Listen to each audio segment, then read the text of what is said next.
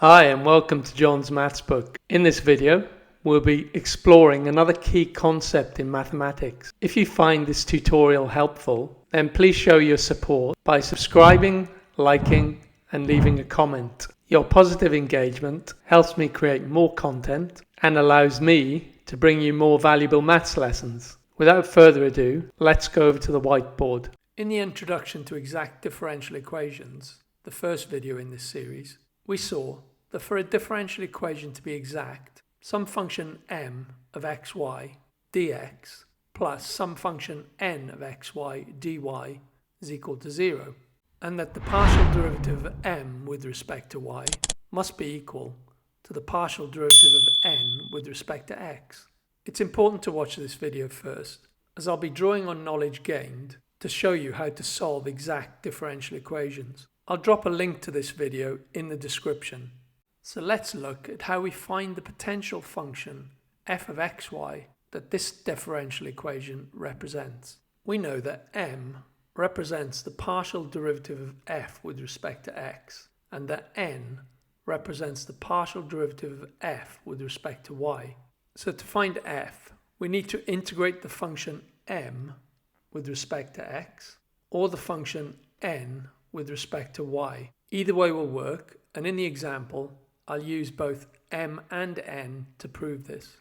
So the integral of m with respect to x reverses the partial derivative of f with respect to x, which held the y variable constant. So when we integrate it, we need to include a constant, which is some function of y. It follows then that the potential function f is equal to the integral of m with respect to x plus some constant, which is a function of y.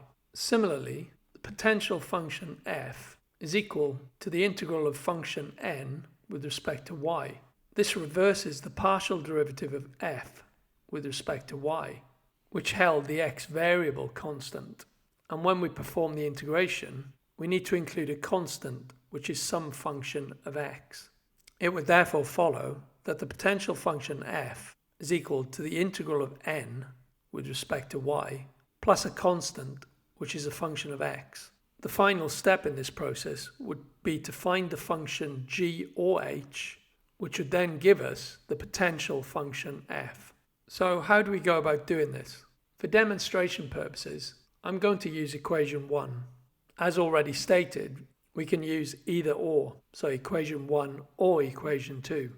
And so to find the function g, we take the partial derivative of the integral in equation 1 with respect to y and equate it to function n. This will yield, amongst other things, the derivative of function g, and then we can find g by integrating.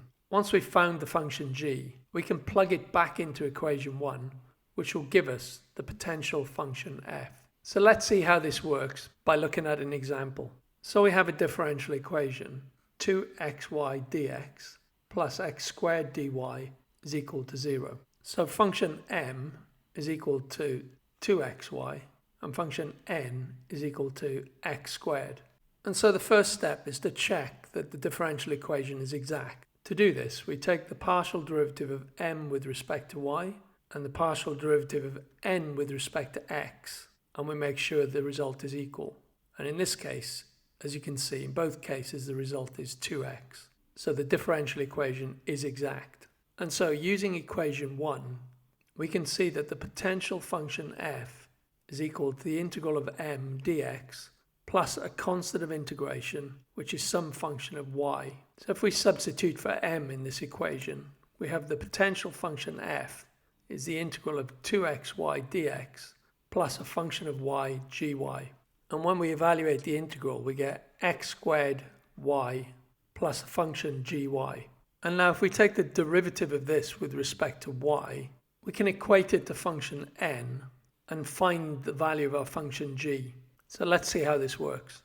So the derivative with respect to y is x squared plus g prime of y. And equating this to the function n gives x squared plus g prime y is equal to x squared. And therefore g prime y is equal to 0.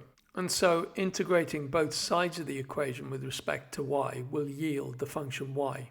So we have the integral of g prime y dy is equal to the integral of 0 dy. And so the function g of y evaluates to a constant c. And plugging this back into this equation here gives the potential function f is equal to x squared y plus a constant c. And writing the potential function as equal to a constant gives x squared y plus c is equal to constant k. And combining both constants into a new constant, c1, we have our final solution where x squared y is equal to c1. And now using equation 2 to solve the same problem, we have potential function f equal to the integral of x squared dy plus a constant which is a function of x, hx. Evaluating the integral gives x squared y plus a function h. And taking the partial derivative of this with respect to x and equating it to function m gives 2xy plus h prime is equal to 2xy. And therefore h prime is equal to 0. It therefore follows that h is equal to the integral of 0 dx, which is equal to a constant. And plugging h of x into this equation here gives the potential function f equal to x squared y plus a constant c. And equating the potential function to a constant gives x squared y plus c is equal to constant k. And combining both constants into new constant c1 gives us our final solution where x squared y is equal to c1.